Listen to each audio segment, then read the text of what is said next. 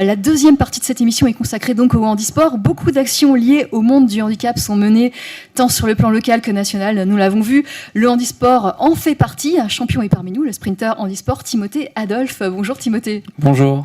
Qui est accompagné de son guide de compétition, Geoffrey. Bonjour Geoffrey. On va parler avec vous dans un instant. Le handisport, donc c'est une part importante de l'action des banques populaires. Donc on en parle sur cette émission pendant 2 bons temps de parole. On en parle avec vous, on en parle aussi avec Sophie Stéphan, directrice RSE Banque Populaire Val de France. On vous l'expliquera tout à l'heure.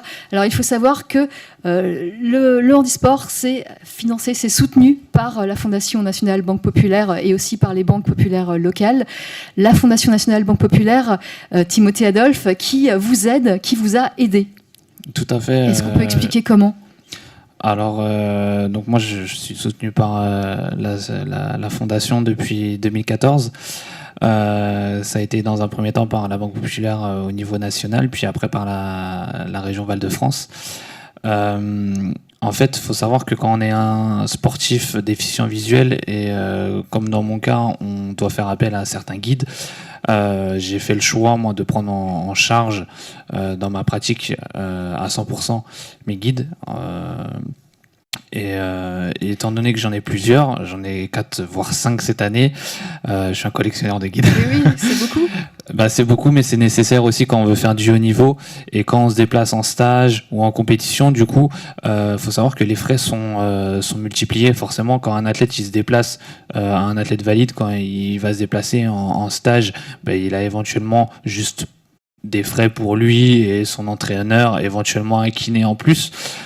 Donc déjà, c'est 3 personnes, c'est pas rien. Mais quand on est dans mon cas, de 3, on passe rapidement à 5, voire 6. Donc forcément, il faut un certain budget. Et des meetings, on en a tout au long de l'année. Des stages, on doit en faire aussi pour affiner et accentuer la préparation. Donc c'est vrai que ça demande certains moyens supplémentaires. Voilà. Des moyens, alors vous parlez des guides, de rémunérer ces guides, ce que vous faites. Il y a aussi l'équipe de kinés, de soigneurs, j'imagine, pendant les compétitions, vous devez aussi rémunérer. C'est vous qui vous en chargez ? Alors, y a une partie, oui, qui est réservée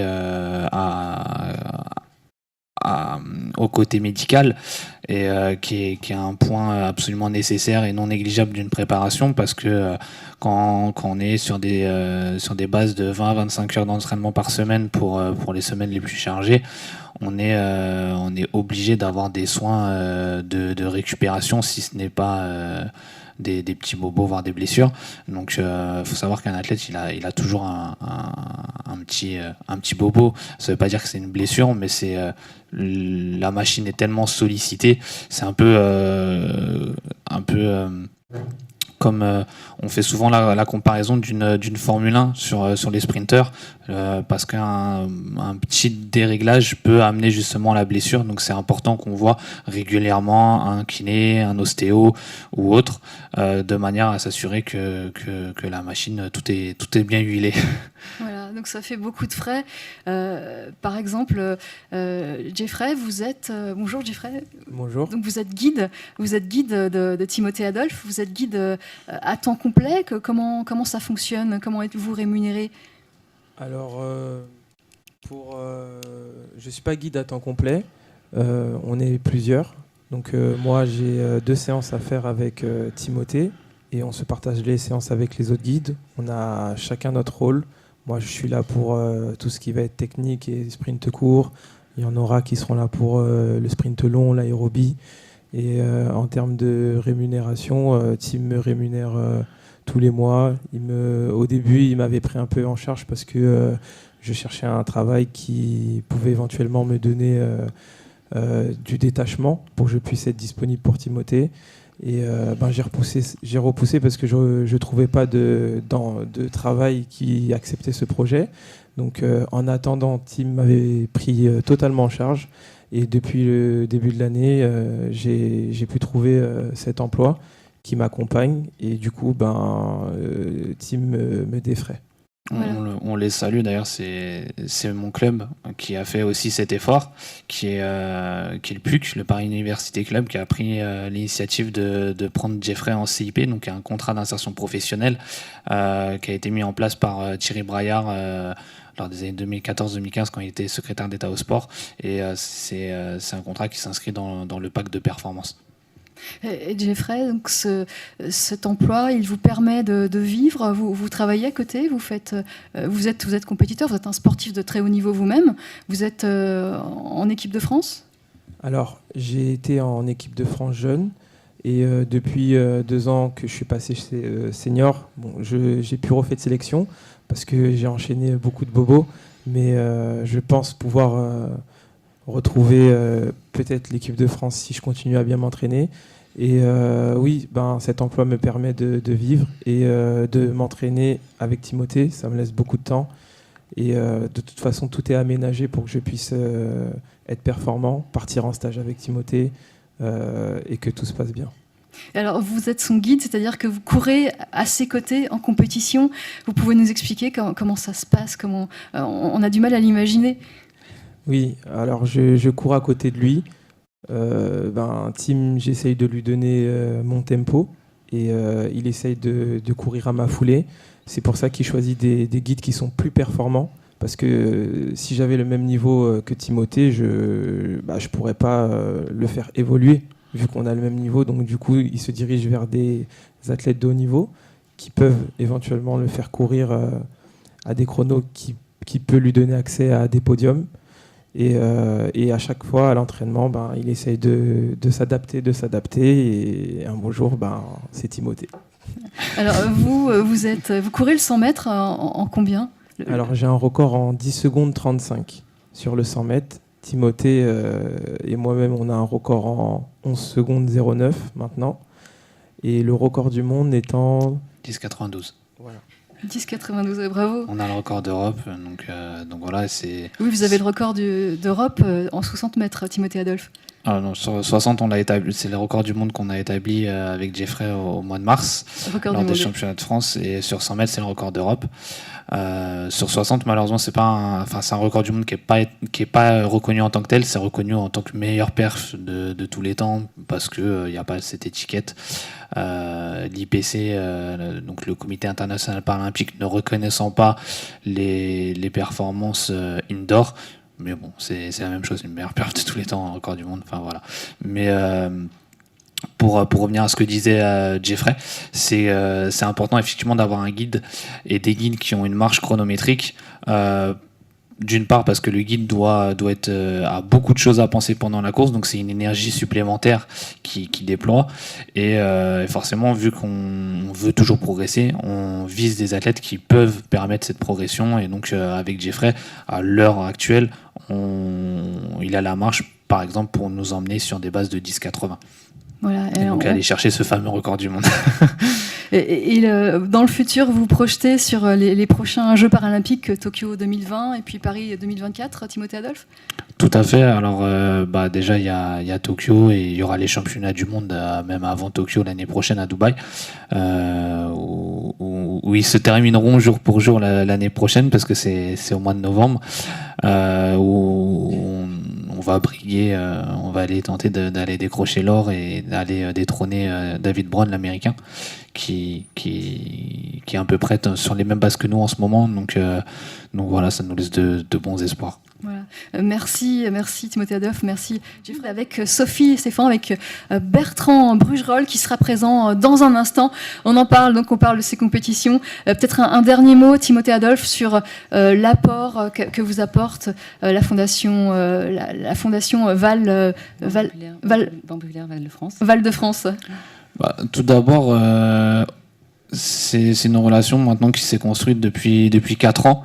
Donc au-delà, on a parlé effectivement de l'aspect financier, mais au-delà de ça, et c'est ce que j'aime développer avec mes partenaires, c'est que avant tout, c'est une relation humaine, et c'est de l'humain. C'est, comme vous le disiez tout à l'heure, c'est des projets de vie, qui sont appuyés. Et je pense que quand il y a une médaille comme on a pu avoir avec Jeffrey, c'est une forme d'aboutissement. Là, c'était les championnats d'Europe et on espère que tout ça sera décuplé l'année prochaine à Dubaï et dans 2 ans à Tokyo. Aussi pour vous, Timothée Adolphe, Jeffrey. Avec Sophie Stéphan, bonjour. Je vous avais prévu beaucoup plus tôt dans cette émission, mais Timothée Adolphe avait beaucoup à dire. Vous êtes directrice RSE Banque Populaire Val-de-France et vous connaissez Timothée Adolphe puisque vous l'aidez vous-même. Clémence, bonjour. Effectivement, Timothée l'a dit tout à l'heure, la belle rencontre s'est faite grâce à la Fondation nationale. Et puis, en Banque Populaire Val-de-France, on a une fondation qui est un petit peu récente puisqu'elle n'est que de 2014. Et puis, ça nous est apparu assez naturel d'accueillir Timothée parce qu'il ne l'a pas dit, mais il est né à Versailles. Donc, il est sur notre territoire. Et c'est vrai qu'on est aussi, bien sûr, un réseau bancaire très porté vers les entrepreneurs, ceux qui initient, ceux qui prennent des risques, sans jeu de mots, ceux qui mouillent le maillot. Je vais faire sourire Timothée. Et là, je pense que pour ceux qui le connaissent, on sait qu'il le mouille. Et puis, je voudrais partager aussi peut-être un livre avec nos auditeurs. C'est Réussir la détermination de Timothée Adolphe Sprinter. Parce que ceux qui ne le savent pas, c'est que la vie de Timothée n'est pas forcément un long fleuve tranquille. Et c'est une leçon de vie à lui tout seul. Et c'est celle-là qu'il a partagée avec les collaborateurs de la Banque Populaire qu'il a rencontrés. Parce que c'est quelqu'un de très disponible, très joyeux, qui porte des valeurs humaines fantastiques. Il est devenu le chouchou. Nos collaborateurs le suivent. Non, Timothée, tu peux rire, c'est vrai. Nos collaborateurs te suivent sur Facebook et régulièrement. Et puis, par rapport à notre fondation, c'est vrai qu'elle souhaite justement porter des actes forts, des enjeux de société, des défis, des choses dont on n'ose peut-être pas parler, comme le handicap. Et ça, tu le dis également dans ton livre. Donc, c'est un axe fort de notre fondation qui est contribuer à l'autonomie des personnes avec tout ce qui peut comporter d'innovation, de technologie pour aller le plus loin possible. Voilà, merci Sophie Stéphan. Peut-être encore un dernier mot. Donc, vous contribuez à aider à Timothée Adolphe avec un système de bourse, tout comme la Fondation nationale Banque Populaire. Vous avez pris le relais de la Fondation nationale Banque Populaire. Tout à fait. On accompagne bien sûr financièrement Timothée, mais je pense que nos auditeurs l'ont compris. Et puis je voudrais aussi dire que par rapport à notre métier de banquier, vous nous rendez humains aussi. Et grâce à votre engagement, on essaie de mettre en service de vos valeurs, des actions concrètes. Et pour un petit clin d'œil à BPCE aujourd'hui, on est en train de lancer une action qui va permettre à nos collaborateurs, dans la rue, grâce à une application, d'identifier très rapidement tous les obstacles urbains qui peuvent gêner, notamment les non-voyants comme vous, Timothée. Donc ça, c'est aussi grâce à vous, parce que ça nous motive pour aller plus loin. Super. Super, Adam Timothée. Donc ça, c'est pour vous.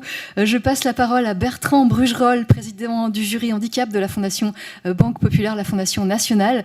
Vous êtes au cœur de l'arrivée de Timothée Adolphe, puisque au tout départ, c'est vous qui étiez au jury, qui a décerné la bourse à Timothée Adolphe. C'est bien ça?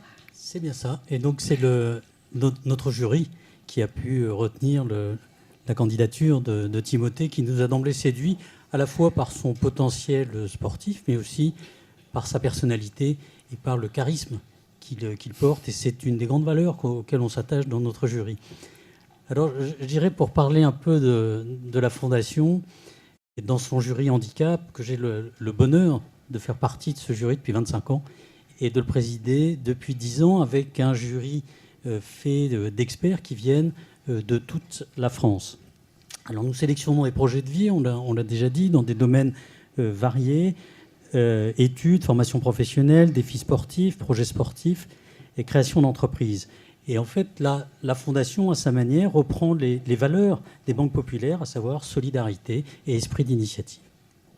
L'originalité de notre aide par rapport à un certain nombre de fondations, c'est d'accompagner dans le temps, d'accompagner sur 3 ans et d'avoir eu la chance, pour Timothée en plus, d'avoir un relais fait par la banque locale, et donc d'accompagner encore plus longtemps. Et il s'en dégage, si vous voulez, à terme, une relation très forte entre nos lauréats et la Fondation elle-même. Je veux dire, une relation amicale, qui Fondation lauréat, mais j'allais dire aussi entre les lauréats eux-mêmes, et c'est, je trouve, quelque chose de très beau. Alors, tous les projets qu'on a sont nombreux, sont passionnants, sont étonnants, surprenants. On va en citer quelques exemples. Et vous reviendrez tout à l'heure sur quelques interviews qui ont pu être réalisées dans le cadre des émissions qu'on a eu la chance de faire avec vous. On passera des extraits tout à l'heure. Oui, le premier que je cite, et qui ne sera pas dans les extraits, c'est Mathieu Desmonas, parce que c'est quelque chose qui m'a profondément marqué. C'est-à-dire que c'est un jeune, une vingtaine d'années, tétraplégique, et qui nous a proposé un projet de, tenez-vous bien, déneigement et terrassement dans la haute vallée de la Maurienne. On s'est dit c'est un projet complètement fou par rapport à la déficience, mais il y avait une telle envie chez ce garçon que finalement on lui a fait confiance, il a créé son entreprise qui fonctionne aujourd'hui très bien, et ce qui nous a marqué, parce qu'on est allé le voir, c'est que finalement il a fédéré une partie de la vallée de la Maurienne autour de son entreprise. Donc vous voyez des valeurs humaines qui sont extrêmement fortes. Des sportifs de haut niveau, Timothée, on vient d'en parler, Manuel de los Santos, qu'on évoquera tout à l'heure, qui est un handi-golfeur amputé fémoral. Alors, Bertrand Brugerolles, Oui. je vous coupe. On va peut-être passer l'extrait tout de suite, puisque le temps nous presse. D'accord. Nous avons un extrait de Manuel de los Santos qui est passé à Vivre FM dans un handicap des talents. Il est passé, c'était en 2017, il y a un an. Lo difícil au golf, c'est la régularité.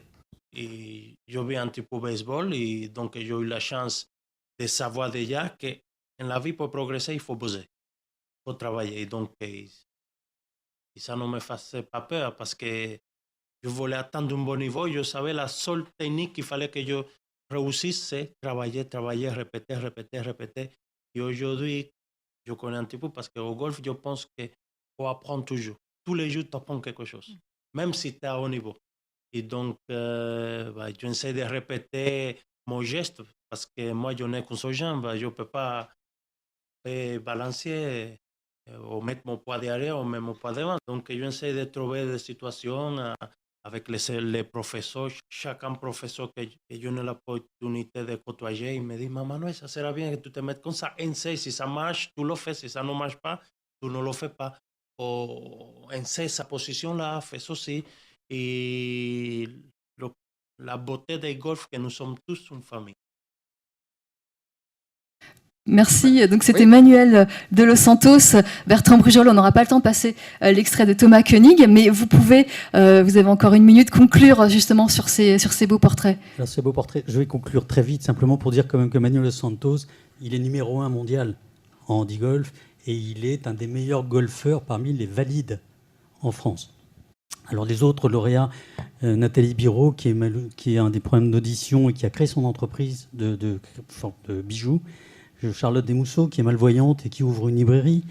On peut multiplier les exemples, puisqu'on a un peu moins de 500 lauréats, mais quand même 500 lauréats sur les 25 ans, qui ont bénéficié du soutien et qui sont toutes ces personnalités assez exceptionnelles. Que dire de plus qu'aujourd'hui, nous nous attachons à la manière dont ces projets vont s'élaborer, se concrétiser et surtout vont permettre au lauréat lui-même de s'épanouir. Et c'est finalement ce qui est le plus important, c'est d'arriver à passer un cap et de s'épanouir et de se réaliser dans sa vie malgré tous les obstacles qui se sont dressés à un moment donné. Et on a pu le voir avec Timothée Adolphe ici présent. Merci à vous quatre. Merci Geoffrey Lamy, guide de Timothée Adolphe. Merci Timothée Adolphe. Merci Bertrand Brugerolles. Merci Sophie Stéphan.